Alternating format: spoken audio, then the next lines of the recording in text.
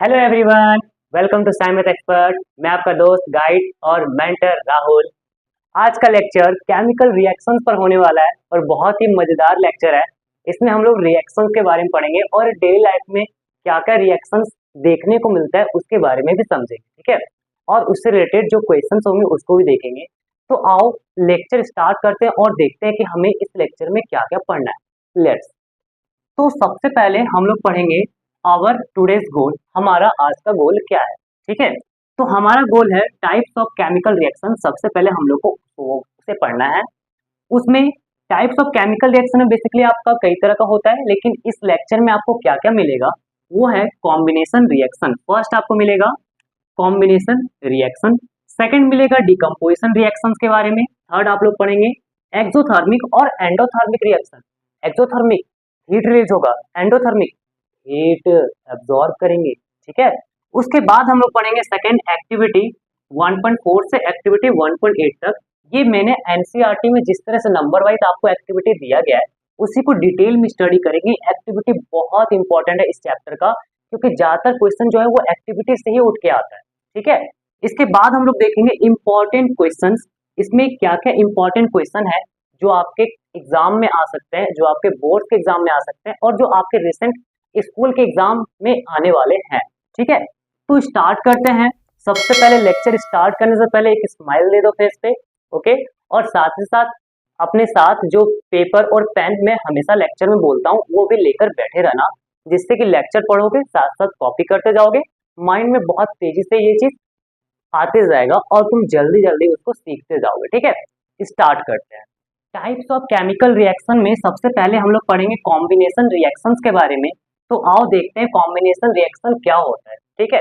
तो आपने ये तो देखा होगा कि जब कोयले को जलाया जाता है एयर में तो वहां पर कार्बन डाइऑक्साइड बनता है और साथ में उमस मतलब आपका वाटर मॉलिक्यूल्स भी बनता है, ठीक है।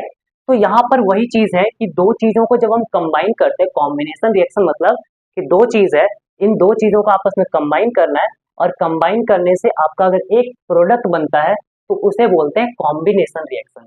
देखो यहाँ पर ध्यान से, the reaction in which two और more substances combine together to form a single product is called combination reaction।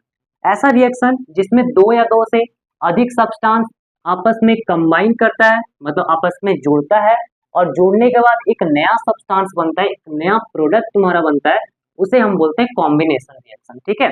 Example देखो, यहाँ पर मेरे पास कार्बन है, कार्बन को ऑक्सीजन के साथ जब रिएक्शन करते हैं तो ये तुम्हारा कार्बन डाइऑक्साइड फॉर्म करता है और इसे बोलते हैं बर्निंग ऑफ कोल बोलते हैं, ठीक है। पेपर जलाए होगे, पेट्रोल जलाए होगे, या फिर जो तुम्हारा घर में जो एलपीजी आता है उसे जलाए होगे, तो वहां पर क्या निकलता है। अगर तुम पेट्रोल पेट्रोल के बारे में बात करें और कोयले के बारे में बात करें, पेपर के बारे में बात करें, तो उसको जब जलाते हो तो वहां से कार्बन डाइऑक्साइड प्रोड्यूस होता है और साथ में वाटर भी बनता है, ठीक है। वाटर लेकिन तुम्हें दिखता नहीं होगा क्योंकि वो गायब हो जाता है, वेपर बन के वो निकल जाता है, ठीक है ना। तो बर्निंग ऑफ कोल बन रहा है और दूसरा तुम्हारा है फॉर्मेशन ऑफ वाटर। हाइड्रोजन और ऑक्सीजन जब कंबाइन करता है तो वाटर बनता है, तो इसे हम बोलते हैं कॉम्बिनेशन रिएक्शन। दो चीज मिल रहा है, एक नया चीज बन रहा है, दो चीज मिलेगा और एक नया चीज बनेगा, दो या दो से अधिक चीज मिलेगा, नया बनेगा, उसे हम बोलेंगे कॉम्बिनेशन रिएक्शन, ठीक है ना। चलो अब आगे देखते हैं। आगे हमारा है एक्टिविटी के बारे में। तो मैं आपको बता दूं कि इस रिएक्शन को साथ साथ करते हुए जो भी रिएक्शन आपका पढ़ा जाएगा तो उसमें जो भी एक्टिविटी आपकी एनसीईआरटी बुक में साथ में दी हुई है उसे भी मैं एक्सप्लेन करके बताता चलूंगा। तो ये उसका पहला एक्टिविटी है कॉम्बिनेशन रिएक्शंस का। इसमें हमें reactions of calcium oxide with water, calcium oxide को वाटर के साथ रिएक्शन करेंगे तो उसमें क्या क्या चीजें होती है, क्या क्या पॉइंट्स हमें याद रखना है, उसमें क्या क्या एक्सप्लेन करके डिटेल्स में पढ़ना है, तो उसके बारे में। इसका रिएक्शंस आपको स्क्रीन पर दिख रहा होगा, आप वहां से देखें कि क्या है। आइए देखते हैं। तो हमारा पहला पॉइंट है कि calcium oxide is a white crystalline solid at room temperature known as quicklime, ठीक है। तो जो कैल्शियम ऑक्साइड होता है वो आपको व्हाइट कलर का होता है, स्क्रीन में दिख रहा होगा, आपको दिख गया होगा। व्हाइट क्रिस्टलाइन सॉलिड होता है जो कि रूम टेम्परेचर पर वो क्या होता है, व्हाइट क्रिस्टलाइन सॉलिड में आता है और इसे हम लोग क्विकलाइम भी कहते हैं, ठीक है।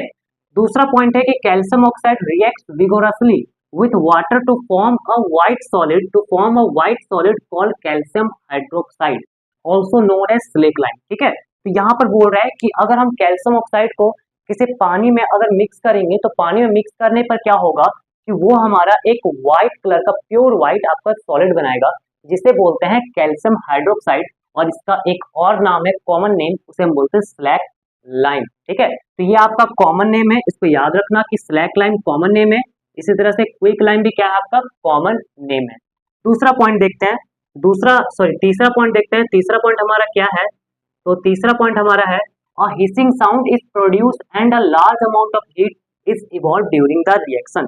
यानी कि जब हम कैल्शियम ऑक्साइड को वाटर में मिक्स करेंगे तो उसमें जब रिएक्शन स्टार्ट होगा तो हिसिंग साउंड सा प्रोड्यूस होगा, ऐसे ऐसे करके आपका प्रोड्यूस होगा। तो वो हिसिंग साउंड प्रोड्यूस होगा और साथ ही साथ बहुत लार्ज अमाउंट में हीट प्रोड्यूस होगा। वहां से आग निकलने वाला नहीं है, वो जिस भी कंटेनर में होगा वो कंटेनर पूरी तरह से गर्म हो जाएगा, डब डब डब डब करके पूरा उबलने लग जाएगा। ठीक है, तो उस टाइप से आपको हीट यहाँ पर प्रोड्यूस होता हुआ दिखेगा। ठीक है, रिएक्शंस के बारे में बात करें, रिएक्शन को कैसे लिखना है, तो कैल्शियम ऑक्साइड वाटर के साथ रिएक्शन करेगा, कैल्शियम हाइड्रोक्साइड बनेगा और साथ में बहुत सारा मात्रा में हीट निकलेगा। तो यहाँ पर आपको लास्ट में हीट लिखना है। इसे क्विक लाइम भी बोलते हैं और ये आपका स्लैक लाइम होता है। ठीक है ना, अब इससे जुड़े कुछ और चीजों के बारे में देखते हैं, आओ देखते हैं कुछ और पॉइंट्स है, देखो ध्यान से। Points number 5, a solution of calcium hydroxide is known as slaked lime.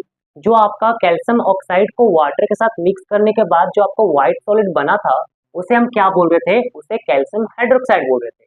तो वो जो कैल्शियम हाइड्रोक्साइड का जो सॉल्यूशन है उसे हम लोग स्लैक लाइम कहते हैं। क्या कहते हैं, स्लैक लाइम कहते हैं। ठीक है, तो it is use for white washing. इसका इस्तेमाल किस में किया जाता है, व्हाइट वॉशिंग में किया जाता है। तो व्हाइट वॉशिंग का मतलब होता है कि वही चूना पट्टी का काम जो आपके घर के दीवारों पर दिवाली के समय में जो किया जाता है। ठीक है, दिवाली के समय में आप देखोगे कि घर में साफ सफाई होता है, फिर घर का नई तरह से रंग किया जाता है।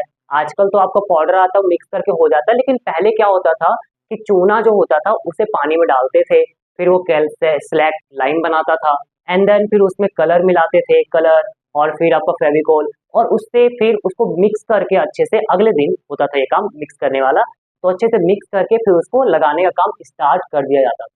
ठीक है, तो वो चीज यहाँ पर है कि जो आपका कैल्शियम हाइड्रोक्साइड का सॉल्यूशन है उसे हम स्लैक लाइम बोलते हैं और उसका इस्तेमाल होता है व्हाइट वॉशिंग में। ठीक है, नेक्स्ट पॉइंट हमारा है कि when slaked lime is applied on the wall, जब उसको वॉल पे लगाया जाता है, it slowly reacts with the carbon dioxide in air to form a thin layer of calcium carbonate. इसको ध्यान रखना, thin layer of calcium carbonate on the walls. ठीक है, तो यहाँ पर क्या होता है कि जब उस सॉल्यूशन को जब हम लोग लगाते हैं पूरी दीवारों पर, तो फिर दीवार में क्या होता है कि कुछ देर में वो धीरे धीरे जो कार्बन डाइऑक्साइड एयर में प्रेजेंट है उससे रिएक्शन करता है और रिएक्शन करके एक पतला सा लेयर बनाता है जिसे हम बोलते हैं कैल्शियम कार्बोनेट। ठीक है, तो उसका रिएक्शन देख लो किस तरह से होता है। तो यहाँ पर ध्यान दो कि कैल्शियम हाइड्रोक्साइड यानी CaOH का होल ट्वाइस, ये हमारा एक्वस में होगा क्योंकि पानी में सॉल्यूशन है।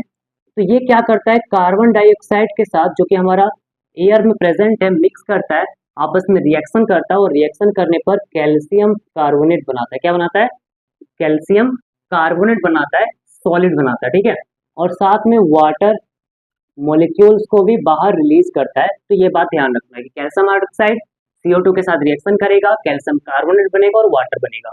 तो इसे हम बोलते हैं स्लैक लाइम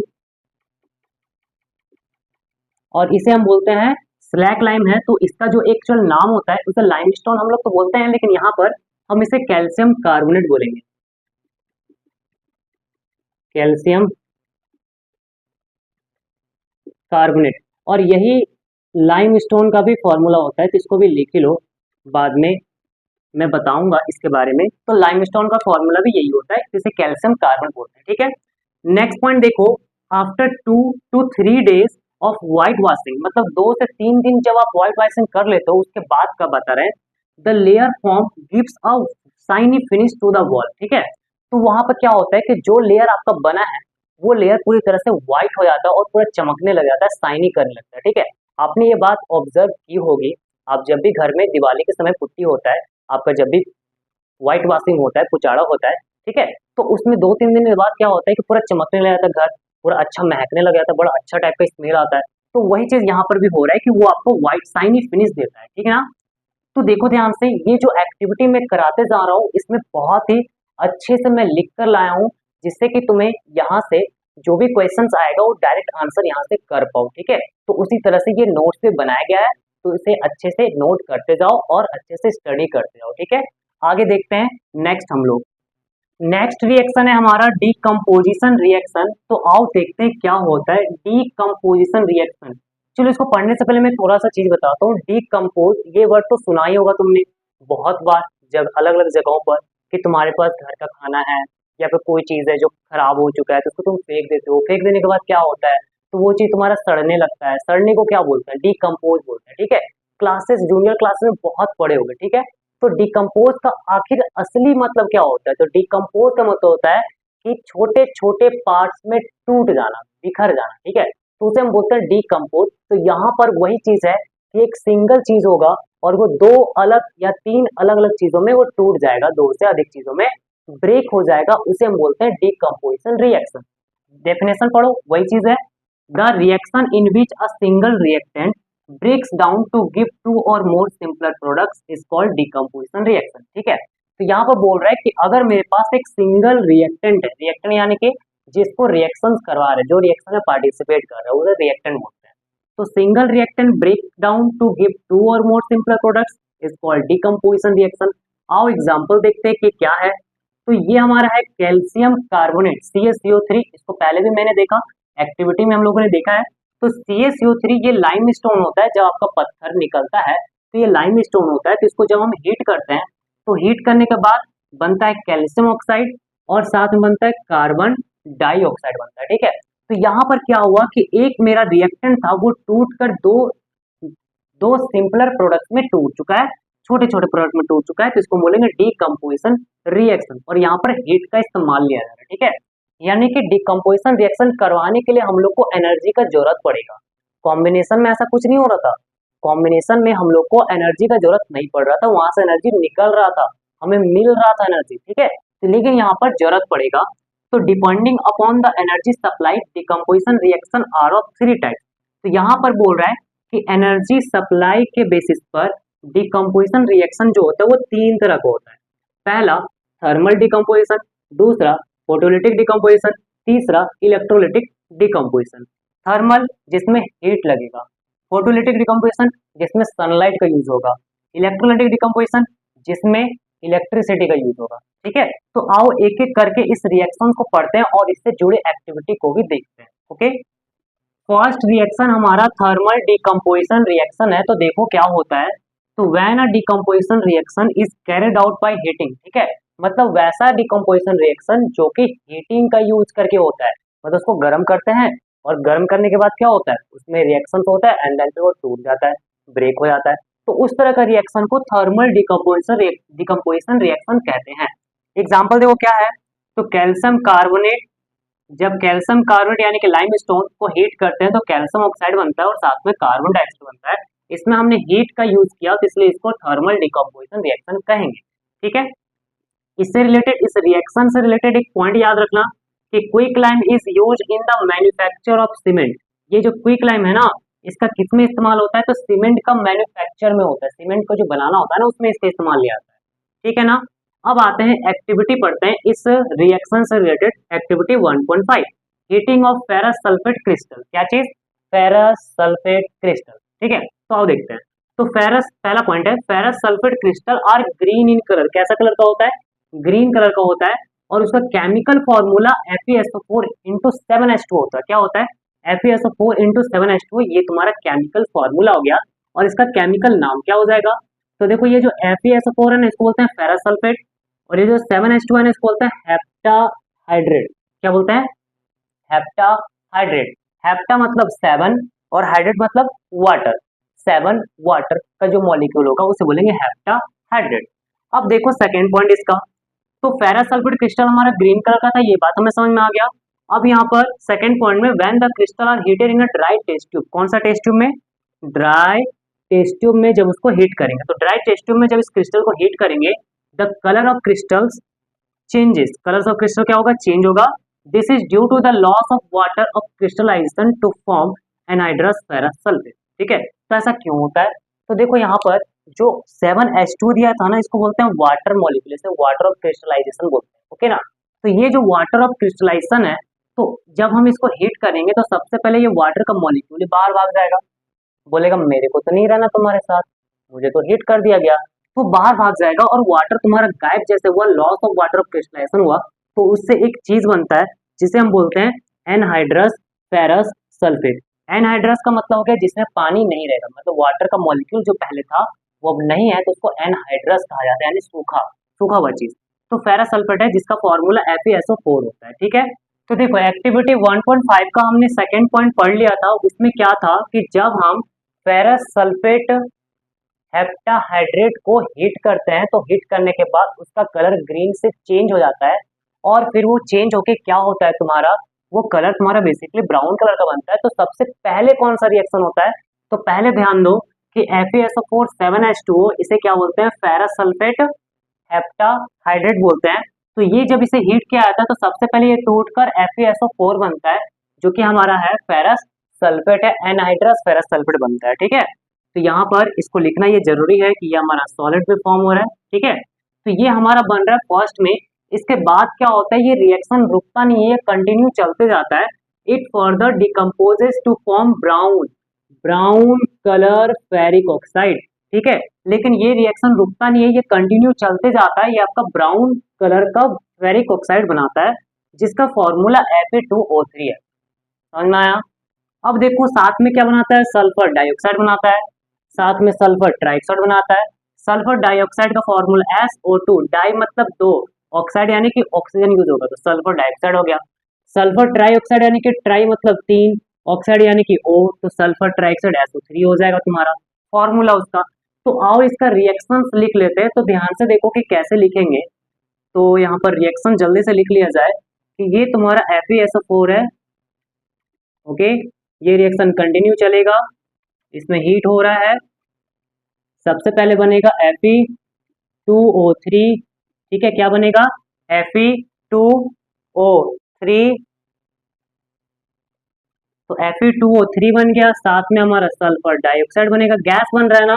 तो यहाँ पर अप एरो का यूज करोगे या फिर तुम शॉर्ट में ब्रैकेट में G लिख सकते हो, दोनों इस्तेमाल होता है। तो यहाँ पर अब लिखेंगे SO3, ये भी गैस बन रहा है, तो तीनों को हम अप एरो से दिखा रहे हैं।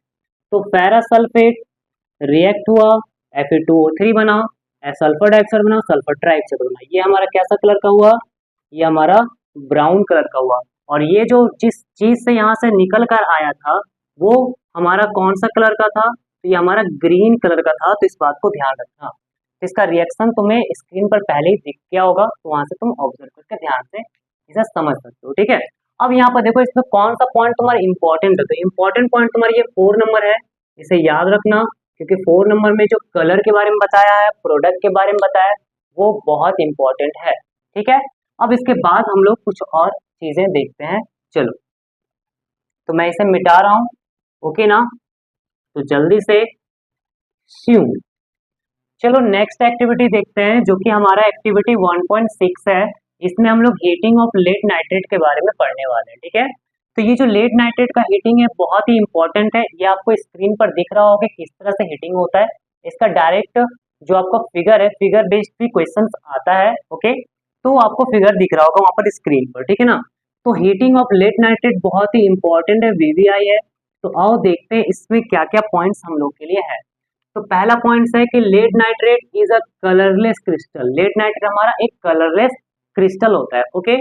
उसके बाद हमारा on heating lead nitrate breaks into simpler substances initiated with crackling sound. तो जब हम इसे गर्म करते हैं तो गर्म करने पर लेड नाइट्रेट सिंपलर सब्सटेंसेस में ब्रेक हो जाता है, जो कि शुरू में वो क्रैकलिंग साउंड सा प्रोड्यूस करता है, कड़ कड़ कड़ ऐसे साउंड प्रोड्यूस करेगा और वो तुम्हारा ब्रेक हो जाता है। तो क्या क्या बनता है, तो ध्यान से देखो। तो पहला चीज यहाँ पर ब्राउन फ्यूम्स तुमको सबसे पहले दिखेगा कि ब्राउन फ्यूम्स बन रहा है, ब्राउन कलर का गैस बन रहा है जिसे हम NO2 बोलते हैं। एंड येलो रेसिड्यू, और येलो कलर का छोटा सा येलो कलर का आपको एक मटेरियल बनता हुआ दिखेगा जो लेड ऑक्साइड होता है, ठीक है। क्या होता है, लेड ऑक्साइड होता है, जो कि वहां पर छूट जाता है, ठीक है। तो रिएक्शन आओ देख लेते हैं कि क्या है। तो लेड, चलो इसे बना दे रहे हैं, लेड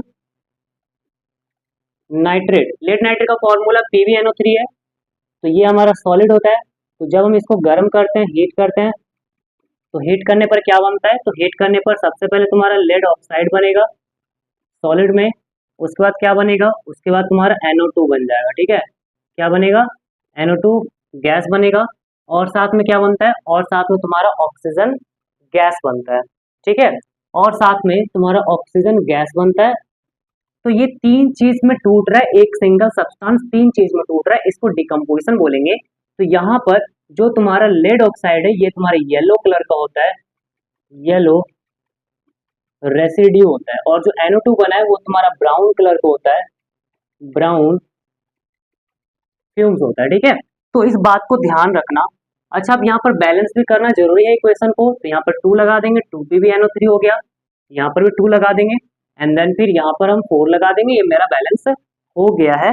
ओके, बैलेंसिंग पर आपको अगर वीडियो देखना है तो आपको आई बटन पे लिंक मिल रहा होगा, वहां से बैलेंसिंग का वीडियो देख सकते हो। ठीक है, तो ये हमारा रिएक्शन हो गया जिसमें कि लेड नाइट्रेट हीट करने पर लेड ऑक्साइड येलो कलर का बनता है और नाइट्रोजन डाइऑक्साइड ब्राउन कलर का फॉर्म होता है और ऑक्सीजन गैस के साथ में रिलीज होता है। ठीक है, अब इससे जुड़ा हुआ कुछ नोट पॉइंट देख लो कि NO2 जो होता है वो एक टॉक्सिक गैस होता है, यानी कि थोड़ा जहरीला होता है। इसको ज्यादा हम स्मेल नहीं कर सकते। मतलब जब भी नाइट्रोजन गैस हमारा, नाइट्रोजन डाइऑक्साइड गैस हमारा बन रहा होगा, इसको नाइट्रोजन डाइऑक्साइड बोलते हैं। तो ये जब हमारा बन रहा होगा तो हम अपने नाक को उससे दूर रखेंगे, मतलब हमारा जो नोज होगा उससे दूर रहेगा। हम लोग ऐसे करके रिएक्शन को कंटिन्यू कर लेंगे और वो मेरा जो गैसेस है वो दूसरे डायरेक्शन में निकल जाएगा। ठीक है, तो उसे स्मेल नहीं करना है। स्मेल ज्यादा अगर करेंगे तो उससे क्या होगा, हमारा जो बॉडी का सिस्टम है वो बिगड़ जाएगा, गड़बड़ हो जाएगा और वो टॉक्सिक होता है, हमें नुकसान होगा। ठीक है ना। अब हम लोग जो नेक्स्ट रिएक्शंस है उसको देखते हैं कि उसमें क्या क्या चीजें हैं और उसमें कौन सी एक्टिविटी देखने को मिलेगा। डिकम्पोजिशन रिएक्शन का नेक्स्ट पार्ट हमारा है फोटोलिटिक डिकम्पोजिशन रिएक्शंस। आओ देखते हैं क्या होता है।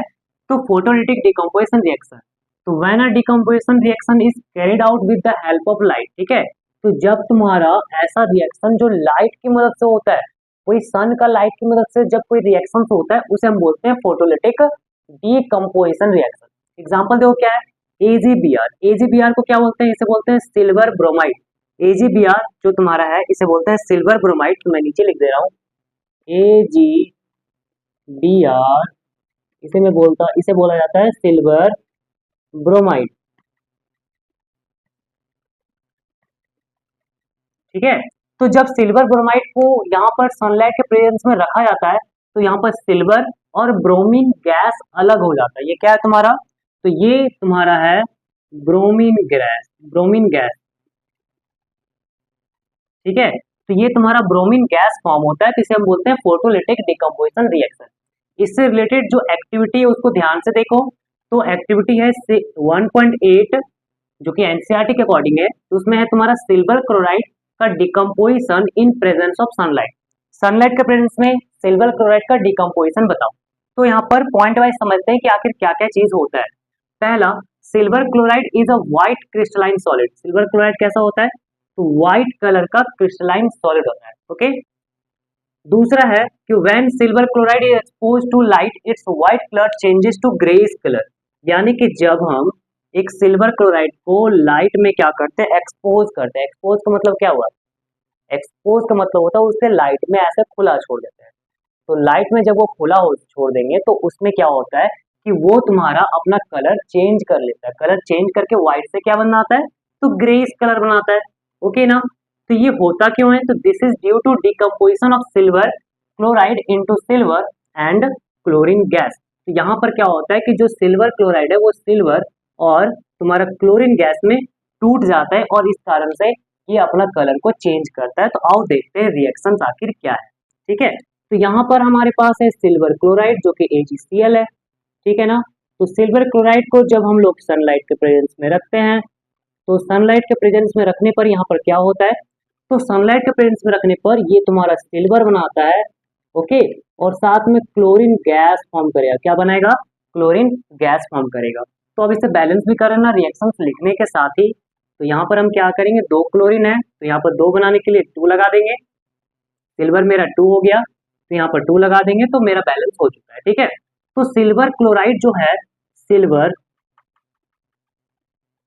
सिल्वर क्लोराइड जो है जब इसको हम सनलाइट में एक्सपोज करते हैं तो हमारा सिल्वर बनता है और साथ में क्या बनता है, साथ में हमारा क्लोरीन गैस बनता है।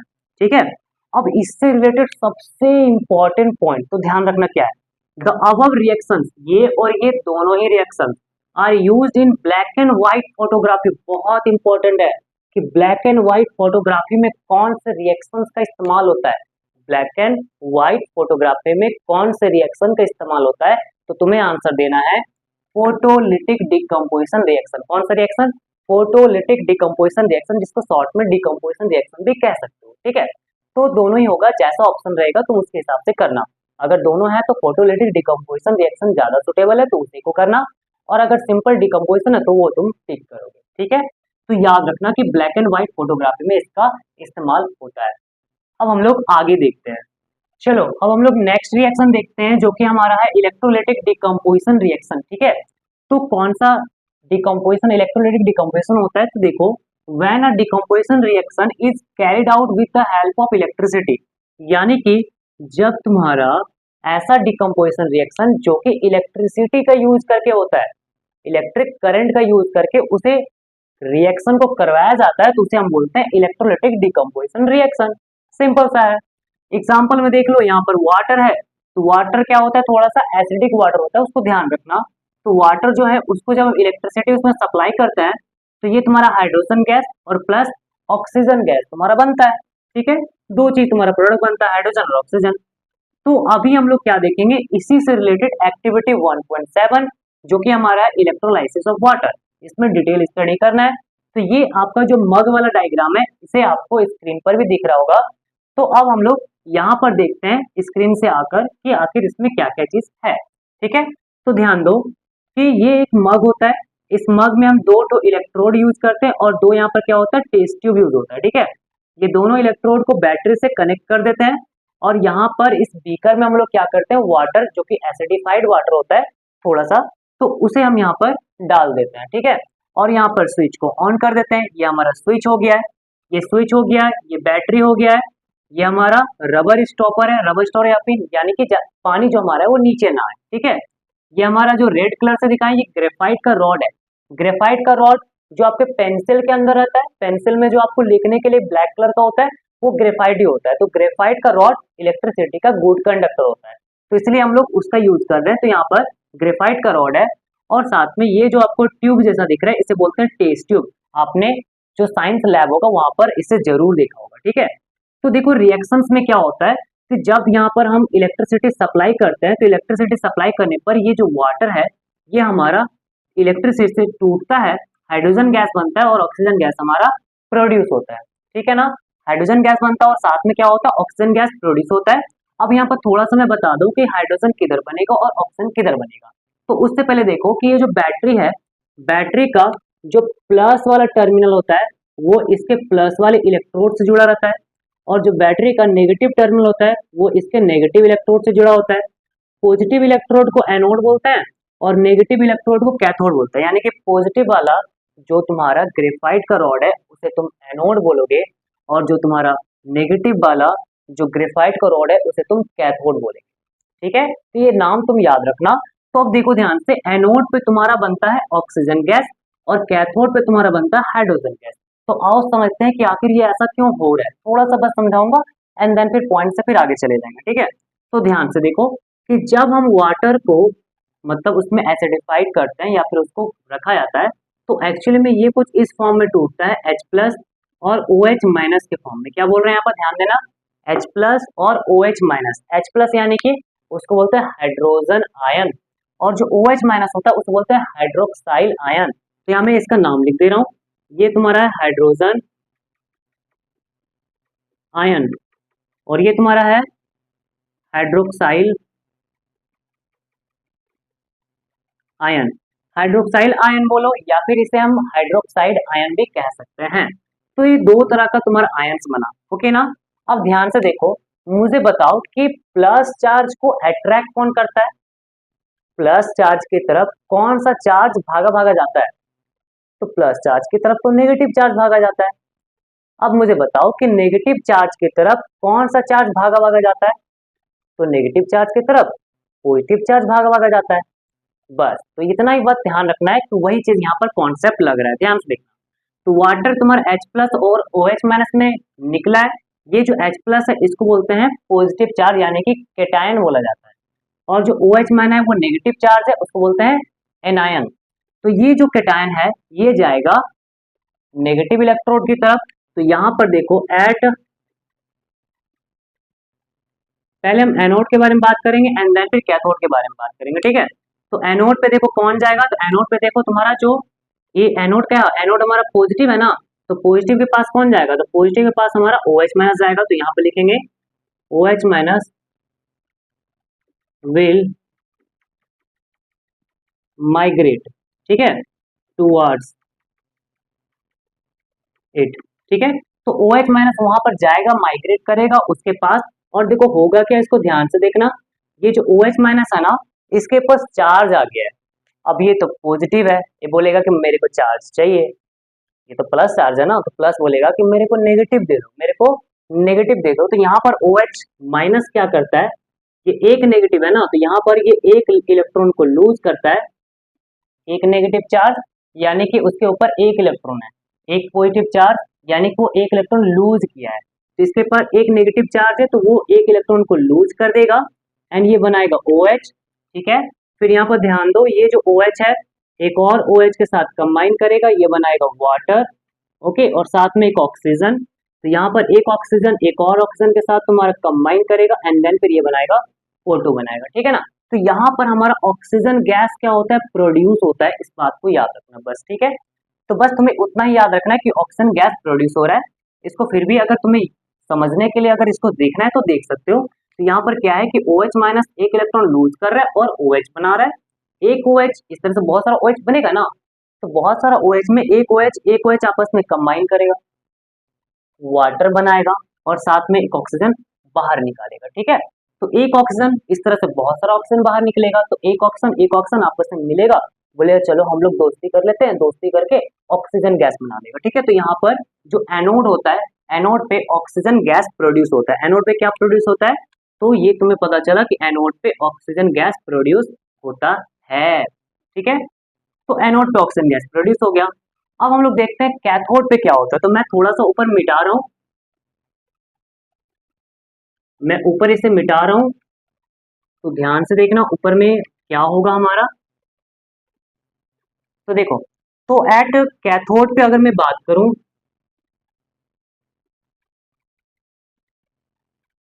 कैथोड पे, तो मुझे बताओ कैथोड पे जाएगा कौन।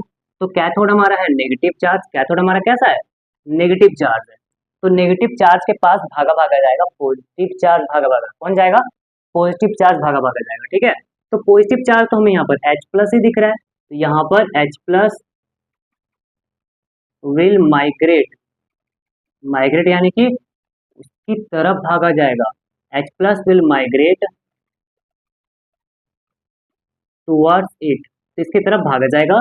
तो यहाँ पर देखो ये H प्लस क्या है, H प्लस पर इलेक्ट्रॉन का कमी है, वो थोड़ा सा भूखा है इलेक्ट्रॉन को, उसको इलेक्ट्रॉन चाहिए। तो क्या करेगा, यहाँ पर से ये जो नेगेटिव इलेक्ट्रोड है यहाँ से बोलेगा इलेक्ट्रॉन मुझे दो, ऐसे करके इलेक्ट्रॉन ले लेगा और इलेक्ट्रॉन यहाँ पर एक इलेक्ट्रॉन गेन करेगा और गेन करने के साथ ये तुम्हारा H बनाएगा। अब ये सिंगल H रह नहीं पाता है अकेले, बोलता है मेरे को किसी का साथी चाहिए। तो कौन साथी ढूंढता है, बोलता है जो मेरे जैसा होगा ना पार्टनर, उसको मैं पार्टनर बना लूंगा, ठीक है। तो यहाँ पर जो हाइड्रोजन है ये एक और हाइड्रोजन के साथ कंबाइन करेगा और यहाँ पर हाइड्रोजन गैस प्रोड्यूस करता है। तो हमें पता चला कि कैथोड पे क्या होता है, कैथोड पे हमारा हाइड्रोजन गैस प्रोड्यूस होता है। तो ये दो चीजें याद रखना कि एनोड पे तुम्हारा ऑक्सीजन गैस प्रोड्यूस होता है, कैथोड पे तुम्हारा हाइड्रोजन गैस प्रोड्यूस होता है। बस इतना ही सिंपल सा चीज याद रखना है तुम्हें, ठीक है ना। याद रहेगा क्या, बिल्कुल, ओके ना। तो अब इससे रिलेटेड जो भी पॉइंट्स थे उसको देख लेते हैं फटाफट, आओ जल्दी, चलो अब जल्दी से पॉइंट देख लेते हैं उस इलेक्ट्रोलाइसिस ऑफ वाटर का। तो पहला पॉइंट है, when electricity pass through acidified water bubbles of gases are observe at both the electrodes, ठीक है। दोनों इलेक्ट्रोड से क्या हो रहा था तुम्हारा, बबल्स ऑफ गैसेस बन रहा था। दूसरा point, at cathode negative electrode, cathode यानी कि जो तुम्हारा नेगेटिव चार्ज वाला था, तो नेगेटिव इलेक्ट्रोड था, वहां पर तुम्हारा क्या बन रहा था, हाइड्रोजन गैस प्रोड्यूस हो रहा था, ठीक है। फिर at anode positive electrode oxygen gas is produce, तो कैथोड पे हाइड्रोजन गैस प्रोड्यूस हो रहा है और एनोड पे ऑक्सीजन गैस प्रोड्यूस हो रहा है। तो इन चीजों को लर्न रखना, ठीक है, इन चीजों को याद रखना बहुत ही इंपॉर्टेंट है। अब तीसरा देखो रिएक्शंस के बारे में। रिएक्शंस क्या था? तो वाटर था, इलेक्ट्रिसिटी सप्लाई की, हाइड्रोजन और ऑक्सीजन बना। हाइड्रोजन कहाँ बन रहा था? कैथोड पर। ऑक्सीजन कहाँ बन रहा था? एनोड पर। फिर से बोलो, हाइड्रोजन कहाँ बन रहा था? कैथोड पर। ऑक्सीजन कहाँ बन रहा था? एनोड पर। ठीक है। फोर्थ पॉइंट है volume of gas collected at cathode. Cathode पे जितना गैस तुम्हारा कलेक्ट होगा, double the volume of gas collected at anode. Anode पे जितना गैस कलेक्ट हुआ है उसका दुगना यहाँ पर कलेक्ट होगा।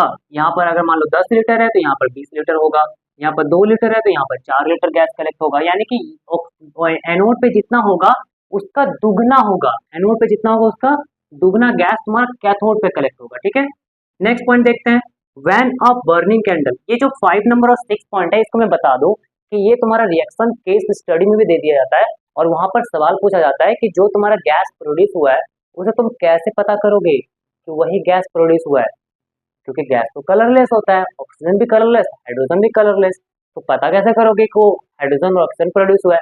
तो उसका ये आंसर है 5 नंबर और 6 नंबर। ध्यान से देखो, तो when a burning candle is brought near the mouth of test tube at cathode. Cathode का जो टेस्ट ट्यूब का माउथ है, कैथोड के टेस्ट ट्यूब का जो माउथ है वहां पर अगर हम एक बर्निंग कैंडल को लेकर जाएं तो the gas Burns with a pop sound. तो गैस कैसे जलेगा? पॉप, पॉप साउंड करके वो जलेगा। तो this indicates that the evolve gas is hydrogen. ये बताता है कि जो इवॉल्व गैस है वो तुम्हारा हाइड्रोजन गैस है। नेक्स्ट पॉइंट देखो, when the burning candle is brought near the mouth of test tube at anode. जब इस बर्निंग कैंडल को एनोड के पास लेकर जाएंगे तो कैंडल क्या होगा? ब्राइटर ग्लो करेगा, बहुत तेज ग्लो करेगा। This indicates that the evolve gas is oxygen. ये बताता है कि जो इवॉल्व गैस है वो ऑक्सीजन है। हमें ये पता है कि हाइड्रोजन एक फ्लेमेबल चीज है, फ्लेमेबल सब्सटेंस है, ठीक है, यानी कि वो आग को और लगाता है, आग को बढ़ा देता है, ठीक है ना। लेकिन वही जो तुम्हारा ऑक्सीजन होता है, ऑक्सीजन आग को सपोर्ट करता है। जितना ज्यादा ऑक्सीजन मिलेगा उतना ज्यादा आग और अच्छे से जलेगा, ठीक है, उतना ज्यादा वो अच्छे से बर्न हो पाएगा। तो यहाँ पर जब हम कैथोड पर लेकर गए तो यहाँ पर क्या हुआ कि जो कैंडल है, बर्निंग कैंडल को जब लेकर गए तो वहां पर जो गैसेस था वो पॉप साउंड के साथ बर्न हुआ, यानी कि वो बताता है कि हाइड्रोजन गैस है। दूसरा, जब बर्निंग कैंडल को हम एनोड पर लेकर गए तो वहां पर क्या हुआ कि कैंडल और ज्यादा ग्लो करने लग गया और अच्छे से ग्लो करने लग गया। इसका मतलब है कि वहां पर गैस जो बन रहा है वो ऑक्सीजन गैस बन रहा है। ठीक है, समझ में आ गया अच्छे से? चलो अब आगे देखते हैं। आओ कुछ क्वेश्चन देखते हैं कि क्या है हमारा। तो पहला क्वेश्चन है, अ solution of a substance x is used for white washing. एक सब्सटेंस एक्स है, एक्स का सॉल्यूशन, सब्सटेंस एक्स का सॉल्यूशन का इस्तेमाल हम लोग करते हैं व्हाइट वॉशिंग के लिए। ठीक है, तो यहाँ पर देखो सब्सटेंस एक्स का सॉल्यूशन बोला है, ओके ना, इस बात को ध्यान रखना कि यूज फॉर व्हाइट वॉशिंग। तो पहला क्वेश्चन है, name the substance x and right it's formula. तो यहाँ पर तुम्हें एक्स सब्सटेंस का नाम लिखना है और उसका फॉर्मूला भी लिखना है, सिंपल सा है। तो देखो ध्यान से, व्हाइट वॉशिंग के लिए हम लोग क्या करते थे, कैल्शियम ऑक्साइड को वाटर के साथ मिक्स करते थे। मिक्स करने से बनता था स्लैक लाइन। क्या बनता था? स्लैक्ड लाइन बनता था। वो स्लैक लाइन होता था वो तुम्हारा सॉल्यूशन ऑफ कैल्शियम हाइड्रोक्साइड कहा जाता था, ठीक है ना। तो यहाँ पर बोला है solution of a substance x, तो वो सब्सटेंस एक्स बताना जो सॉल्यूशन बनाया गया जिसका यूज करके। तो किसका यूज करके बनाया गया? तो वहां पर तो कैल्शियम ऑक्साइड का। तो यहाँ पर लिखेंगे the name of the substance the name of the substance x is. तो देखो एक्स जो सब्सटेंस है उसका नाम क्या हो जाएगा? वो हो जाएगा कैल्शियम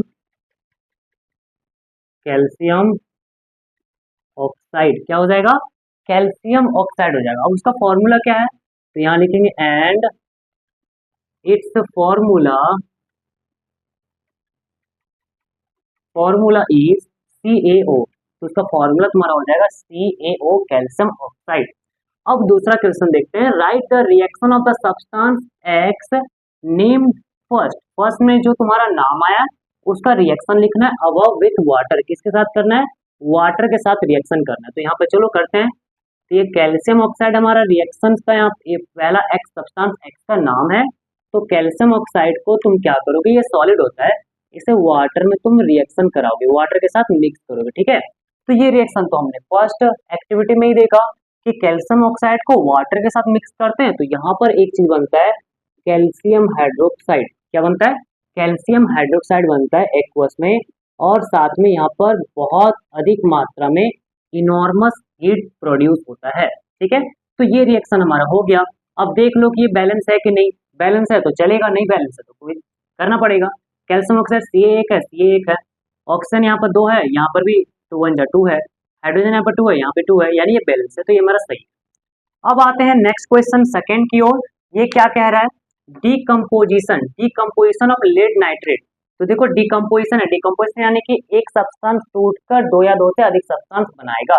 तो यहाँ पर लेड नाइट्रेट का डीकम्पोजिशन करना है, result in the evolution of brown colour gas, brown colour fumes. तो ब्राउन कलर का फ्यूम्स बनाता है, तो दिस फ्यूम कंटेन, तो इस फ्यूम में क्या होगा? तो देखो मैंने बताया कि जब लेड नाइट्रेट को हम लोग हीट करते हैं तो वहां से एक ब्राउन कलर का फ्यूम्स निकलता है जो कि नाइट्रोजन डाइऑक्साइड होता है, ठीक है। क्या होता है? नाइट्रोजन डाइऑक्साइड, जिसका फॉर्मूला NO2 होता है। क्या होता है? NO2। तो खोजो कहाँ पर है NO2, NO2, NO2 कहाँ पर है? तो देखो यहाँ पर है, तो हमारा आंसर हो जाएगा NO2। तो देखो यहाँ पर साथ में ऑक्सीजन भी दिया हुआ था, हाँ, क्योंकि ऑक्सीजन भी तो साथ ही में निकलेगा। अब ऐसा तो नहीं कि नाइट्रोजन डाइऑक्साइड अलग गली से निकलेगा और ऑक्सीजन तुम्हारा अलग गली से निकलेगा, ऐसा तो नहीं होता है, दोनों साथ में ही निकलेगा, क्योंकि दोनों गैस है तो मिलकर ही निकलेगा, ठीक है। तो ये हमारा brown fumes nitrogen dioxide plus oxygen gas हो गया, ठीक है। तो ये क्वेश्चन हो गया सिंपल सिंपल। अब आगे देखते हैं, चलो। तो अब हम लोग लेक्चर का लास्ट टॉपिक के ऊपर आ गए हैं, जो कि हमारा है एक्सोथर्मिक एंड एंडोथर्मिक रिएक्शंस का डिफरेंस, ठीक है। तो एक्सोथर्मिक रिएक्शन क्या होता है और एंडोथर्मिक रिएक्शन क्या होता है उसे देखते हैं, आओ। तो पहला पॉइंट है reaction in which heat is evolve along with the product, ठीक है। यानी कि वैसा रिएक्शन जिसमें तुम्हारा हीट निकलता है प्रोडक्ट के साथ में, प्रोडक्ट के साथ में अगर हीट निकलता है तो उस रिएक्शन को हम लोग क्या बोलेंगे? उसे एक्सोथर्मिक बोलेंगे, ठीक है। तो ये हमारा एक्सोथर्मिक हो गया। अब यहाँ पर और भी पॉइंट साथ साथ पढ़ते जाते हैं। तो देखो दूसरा पॉइंट है all combustion reactions are exothermic, यानी कि जितना भी कंबसन रिएक्शन होगा, कंबसन का मतलब, कंबसन तो आपने पढ़ा है नहीं, तो देखो सिंपल सा कॉम्बिनेशन तुमने पढ़ लिया, ओके, दो चीज कंबाइन होके तीसरा चीज बनेगा। कंबसन का मतलब होता है जब किसी चीज को जलाया जाता है। कंबसन का शुद्ध हिंदी होता है दहन, यानी कि जलाना, ठीक है। तो किसी भी चीज को जब हम जलाते हैं तो जलाने के बाद क्या होता है, उसमें हीट निकलता है।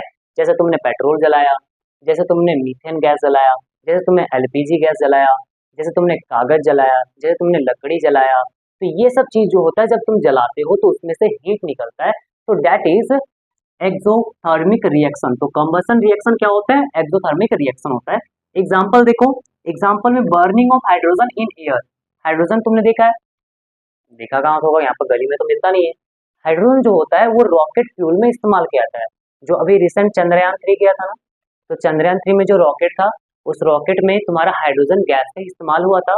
वो हाइड्रोजन गैस ऑक्सीजन के साथ कंबाइन करता है और वहां से बहुत ज्यादा मात्रा में हीट नीचे की ओर रिलीज करता है, और उस हीट की वजह से उसे एक लिफ्ट मिलता है और वो ऊपर चले जाता है, ठीक है। तो यहाँ पर जो हाइड्रोजन है वो तुम्हारा एयर में बर्न हो रहा है। तो अभी एयर में बात कर रहे हैं, तो एयर में बर्न हो रहा है, बर्न एयर में तो ऑक्सीजन के साथ बर्न हो रहा है, तो ऑक्सीजन के साथ बर्न होगा तो ये बहुत ज्यादा मात्रा में हीट प्रोड्यूस करता है, तो इसे हम बोलते हैं एक्सोथर्मिक रिएक्शन। अब आते हैं एंडोथर्मिक में। तो reaction in which heat is absorb, वैसा रिएक्शन जिसमें हीट एब्जॉर्ब होता है, हीट क्या होता है? एब्जॉर्ब होता है, उसे हम बोलते हैं एंडोथर्मिक रिएक्शन। यहाँ पर और दूसरा पॉइंट क्या है? All decomposition reactions are endothermic, जितना भी डिकम्पोजिशन रिएक्शन होता है वो सब का सब एंडोथर्मिक होता है। इस बात को ध्यान रखना कि जितना भी डिकम्पोजिशन रिएक्शन होता है वो सब का सब एंडोथर्मिक होता है। एग्जांपल देखो, हीटिंग ऑफ कैल्शियम कार्बोनेट, यानी कि जब कैल्शियम कार्बोनेट को हीट करेंगे तो CaCO3 कैल्शियम कार्बोनेट का फॉर्मूला है, हीट करेंगे कैल्शियम ऑक्साइड बनेगा और साथ में कार्बन डाइऑक्साइड बनेगा। तो ये तुम्हारा हो गया एंडोथर्मिक रिएक्शन का एग्जाम्पल, ठीक है ना। तो याद रखें ये चीज, इसका मैं नाम लिख दे रहा हूँ, ये तुम्हारा है कैल्शियम कार्बोनेट और ये तुम्हारा कैल्शियम ऑक्साइड, ओके। तो एक्सोथर्मिक रिएक्शन जिसमें हीट बाहर निकलेगा, एंडोथर्मिक रिएक्शन जिसमें हीट अंदर आ जाएगा। एक्सोथर्मिक बाहर, एंडोथर्मिक अंदर, तो इस बात को ध्यान रखना। इसका वर्ड को थोड़ा सा अच्छे से क्लियर होके याद करना, बड़ा कंफ्यूजन क्रिएट करता है ये। याद रखना कि एक्सो, एक्सो यानी कि साबुन साफ करने वाला, एक्सो एक्सो होता है ना तुम्हारा साफ करने वाला जो आता है, तो एक्सोथर्मिक यानी कि हीट निकलेगा। एंडोथर्मिक, एंडो यानी कि एंटर, एंटर एंडो मतलब एंटर, उस तरह से याद कर लो, एंटर करेगा यानी कि अंदर आएगा, हीट एब्जॉर्ब होगा, हीट अंदर आएगा, तो उसको बोलेंगे एंडोथर्मिक। एक्सोथर्मिक मतलब बाहर जाएगा, एग्जिट, एग्जिट मतलब बाहर जाएगा, तो एक्सो यानी कि बाहर जाएगा, और एंडो यानी कि एंटर अंदर आएगा। तो शॉर्ट में ऐसे याद रखना है ना, एक्सो मतलब बाहर जाएगा, एक्सो मतलब एग्जिट, एक्सो मतलब क्या होगा, एग्जिट, और एंडो मतलब क्या होगा,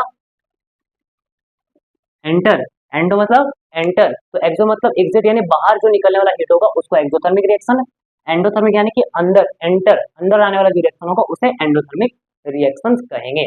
तो हमारा टॉपिक कंप्लीट हो गया। अब हम लोग कुछ क्वेश्चन देखते हैं और फिर जल्दी से इस लेक्चर को कंप्लीट करते हैं, ठीक है। चलो क्वेश्चन नंबर 3 देखो कि क्या है यहाँ पर।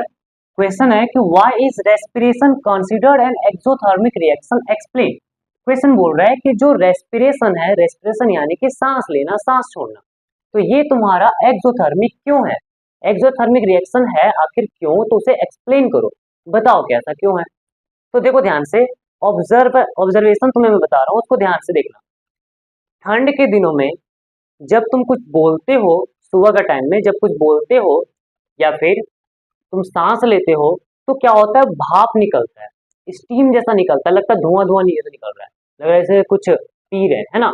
लेकिन एक्चुअली में क्या होता है कि क्या वो सही में वो भाप जैसा कुछ निकल रहा होता है, वो क्या निकल रहा था एक्चुअली में, तो वो एक्चुअली में क्या है कि तुम जो अंदर में तुम्हारा जो इन ऑर्गेन्स है वो क्या कर रहा होता है, कुछ रिएक्शंस कर रहा होता है, और उस रिएक्शंस में हीट बनता है, क्या बनता है, हीट बनता है। तो वही जब गैस, कार्बन डाइऑक्साइड गैस जब तुम्हारा उस हीट को लेते हुए बाहर जब निकलता है, तो वो तुम्हारा बाहर ठंड होने के कारण तुरंत वो वेपराइज हो जाता है, तुरंत क्या होता है, वेपराइज सॉरी, तुरंत वहां पर कंडेंस हो जाता है। ओके, तो वो कंडेंस होके तुम्हें वो गैस जैसा फॉर्म दिखता है कि वहां से वेपर जैसा निकल रहा है। तो यहाँ पर भी वही है कि रेस्पिरेशन जो है वो एक्सोथर्मिक रिएक्शन है, तो वो हमें समझना है कि आखिर क्यों है। तो देखो ध्यान से, energy is needed to support life. हमें पता है कि एनर्जी जो होता है वो जरूरी है लाइफ को सपोर्ट करने के लिए। Energy in our body is obtain from the food we eat, जो हम खाते हैं वहां से एनर्जी मिलता है। During digestion large molecules of food are broken down into simpler substances such as glucose. तो जब डाइजेशन होता है तो बड़े बड़े जो मॉलिक्यूल्स होते हैं वो छोटे छोटे छोटे छोटे सब्सटेंसेस में टूट जाता है, उस छोटे छोटे सब्सटेंस को क्या बोलते हैं, ग्लूकोज बोलते हैं। तो glucose combines with oxygen in the cells and provide energy. जो ग्लूकोज होता है वो सेल्स में ऑक्सीजन के साथ कंबाइन करता है और एनर्जी क्या करता है, प्रोड्यूस करता है, क्या करता है, एनर्जी प्रोड्यूस करता है। The special name of this combination reaction is respiration. तो इसमें जो तुम्हारा स्पेशल नेम है वो तुम्हारा है रेस्पिरेशन, इस कॉम्बिनेशन रिएक्शन को रेस्पिरेशन बोलते हैं। क्यों, since energy is release in the whole process so it is an exothermic process. क्योंकि यहाँ पर एनर्जी तुम्हारा इवॉल्व हो रहा है, बाहर निकल रहा है, प्रोड्यूस हो रहा है, तो इसलिए हम इसे बोलेंगे कि एक्सोथर्मिक प्रोसेस होगा। ठीक है, तो ये पूरा एक्सप्लेनेशन था। इसके बाद यहाँ पर इसका रिएक्शन है, देखो ध्यान से क्या है, C6H12O6 ग्लूकोज का फॉर्मूला है, ये ऑक्सीजन के साथ कंबाइन करेगा, कार्बन डाइऑक्साइड, वाटर और साथ में एनर्जी प्रोड्यूस करता है।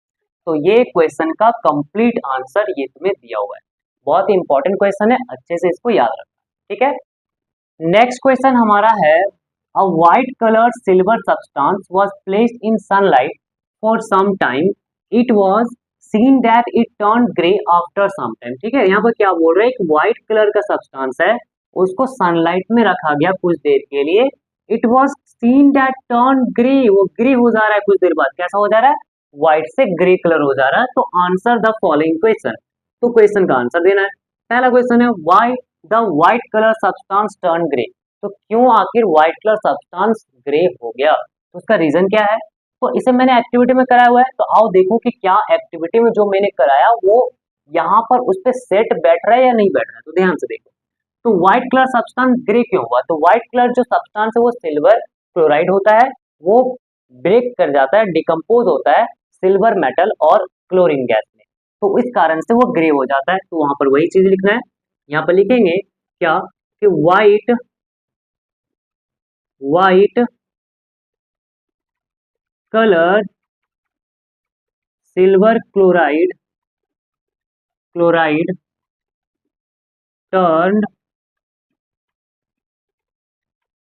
gray due to its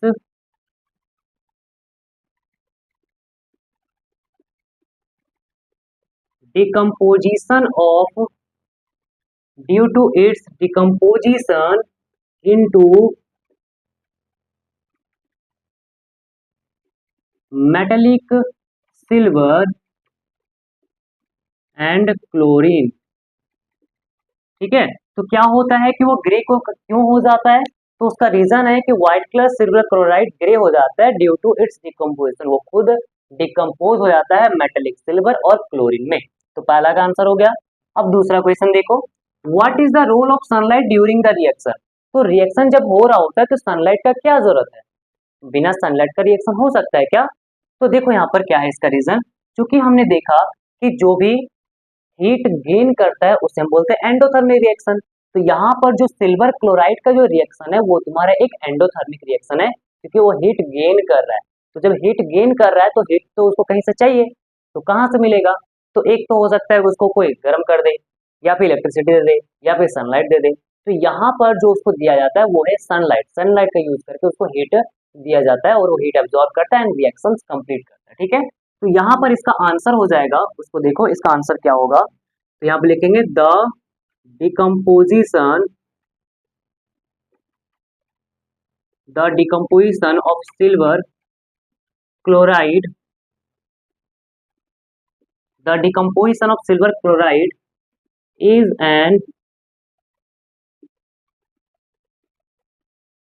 is an endothermic process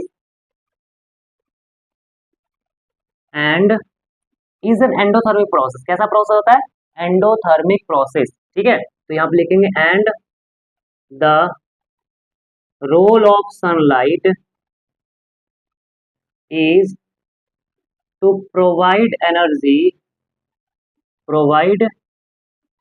energy for the reaction.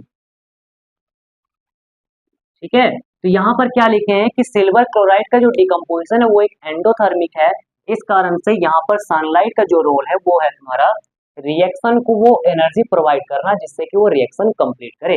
ठीक है, तो ये सेकंड का आंसर हो गया। तीसरा लास्ट देखो आंसर क्या है, give the name and chemical formula of reactants and products in the reaction. जो भी रिएक्शन हुआ है उसमें तुम्हें क्या करना है, उसका नेम लिखना है और केमिकल फॉर्मूला लिखना है रिएक्टेंट्स और प्रोडक्ट्स का। तो देखो ध्यान से, यहाँ पर रिएक्शंस होता क्या है उसको पहले एक बार देख लेते हैं। तो यहाँ पर AgCl जो होता है वो तुम्हारा टूट जाता है सनलाइट में। ठीक है, क्या बनाता है, मेटल सिल्वर बनाता है और क्लोरीन का गैस बनाता है। ठीक है ना, बैलेंस कर लेंगे, यहाँ बैलेंस कर लेंगे। तो हमें यहाँ पर रिएक्टेंट्स और प्रोडक्ट्स का नेम और केमिकल फॉर्मूला लिखने बोला, तो यहाँ पे लिखोगे द रिएक्टेंट्स आर। तो रिएक्टेंट्स क्या है, सिल्वर क्लोराइड जो रिएक्शन कर रहा है, तो ये हमारा है सिल्वर क्लोराइड और इसका फॉर्मूला बगल में ब्रैकेट में लिख देना है। ठीक है, जबकि यहाँ पर इसका जो प्रोडक्ट है while the product are, product क्या है, तो प्रोडक्ट में सिल्वर बन रहा है और क्लोरीन बन रहा है, तो यहाँ पे लिखेंगे सिल्वर, इसका फॉर्मूला Ag लिखोगे एंड क्लोरीन, तो यहाँ पे लिखोगे एंड क्लोरीन गैस जिसे Cl2 लिखोगे, इसका फॉर्मूला तुम्हारा कितना हो गया, Cl2 हो गया। ठीक है, तो यहाँ पर रिएक्टेंट्स क्या हुआ, जो रिएक्ट कर रहा है वो सिल्वर क्लोराइड, प्रोडक्ट क्या बन रहा है, तो सिल्वर बन रहा है और साथ में क्लोरीन का गैस बन रहा है। ओके ना, तो ये क्वेश्चन हमारा कंप्लीट हो गया। तो आज का जो लेक्चर है मैं यहीं तक रख रहा हूँ, इस पर बेस्ड कुछ और क्वेश्चन जो तुम्हें डिस्क्रिप्शन में मिल जाएगा, वहां से उसे डाउनलोड करना वर्कशीट को और उसे सॉल्व करना, उसका जो सॉल्यूशन है वो तुम्हें टेलीग्राम चैनल पे मिल जाएगा। ठीक है, वो यहाँ पर लिंक रहेगा, एक दिन बाद आप टेलीग्राम चैनल का जो लिंक है वो मैं इसी वीडियो के नीचे डिस्क्रिप्शन में डाल दूंगा। ठीक है ना, तो अच्छे से पढ़ाई करते रहो। ठीक है, और अपने हेल्थ का ध्यान रखो। तो मैं इस लेक्चर को कंप्लीट हो गया है, तो इसको बढ़िया से करते रहना। बाय बाय, मिलते हैं नेक्स्ट क्लास में, नेक्स्ट लेक्चर में। ओके, तब तक के लिए गुड बाय।